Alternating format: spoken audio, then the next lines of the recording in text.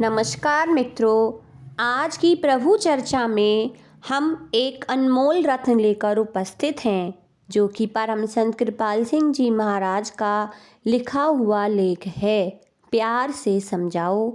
हम उन्हीं के शब्दों में इसे सुनाने का प्रयास कर रहे हैं। बात करने का तरीका सीखो।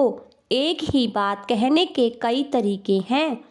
यदि आप मधुर मिठास भरे लहजे में किसी से कहें कि वह गलती पर है और लोगों में उसकी बदनामी ना करें, तो आपकी बात का उस व्यक्ति पर असर भी होगा, अन्यथा मामला और बिगड़ जाएगा। अपनी आँखों से देखो, अपने कानों से सुनो, दूसरे के कहे सुने पर ना जाओ। आप दैनिक जीवन में कई मुसीबतों से बच जाएंगे। मैं जब सरकारी नौकरी में था तो मैं कोऑर्डिनेशन एंड एडमिनिस्ट्रेशन का इंचार्ज था। 40 अफसर और 3000 से अधिक कर्मचारी मेरे नीचे काम करते थे। एक बार कुछ क्लर्कों को अयोग्य घोषित करके उन्हें बर्खास्त करने की सिफारिश की गई। इस प्रकार के सारे मामले फैसले के लिए मेरे पास आते थे। मैंने उन क्लर्कों को अपने सेक्शन में रख लिया और कुछ समय उनका काम देखता रहा। उनमें कई बुरी आदतें थीं। काम छोड़कर इधर उधर भागते फिरना, बातों में समय नष्ट करना, काम को हाथ ना लगाना इत्यादि। कुछ दिन मैं देखता रहा। फिर एक दिन मैंने सबको बुलाकर कहा, देखो भाई, आपको पता है कि आप यहाँ दफ्तर में काम करने आते हैं, उसकी तनख्वाह आपको मिलती है। अब आपको नौकरी से बर्खास्त करने के बारे में जो आदेश दिया गया है, उसका असर किस पर पड़ेगा?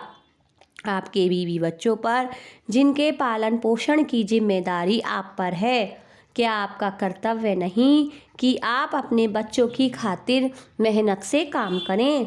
मेरी बात सुनकर वो संभल गए और धीरे धीरे पूरी ईमानदारी से काम करने लगे। मेरे पास कई सेक्शन थे। जब भी किसी सेक्शन से क्लर्कों की मांग आती, मैं उनमें से किसी को वहाँ भेज देता। वहाँ से जवाब आता, नहीं नहीं, हम इस आदमी को नहीं लेंगे, यह बिल्कुल निकम्मा है। लेकिन मैं अपने अनुभव के आधार पर उनके बारे में यह कह सकता था कि नहीं, अब यह आदमी बिल्कुल बदल गया है, आप उसे मौका तो दें।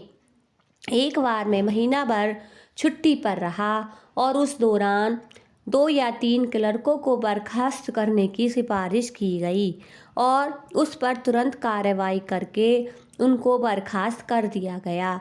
जब मैं छुट्टी से लौटा तो वे लोग मेरे पास आए और कहने लगे, हमें नौकरी से निकाल दिया गया है।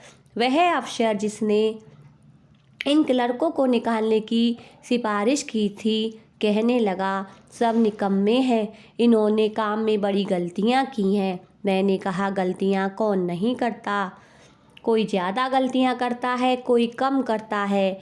मैंने सिफारिश की कि उन्हें चेतावनी दी जाए। कंट्रोलर ने मुझे बताया और कहने लगा, आपने ये बातें पहले क्यों नहीं लिखी?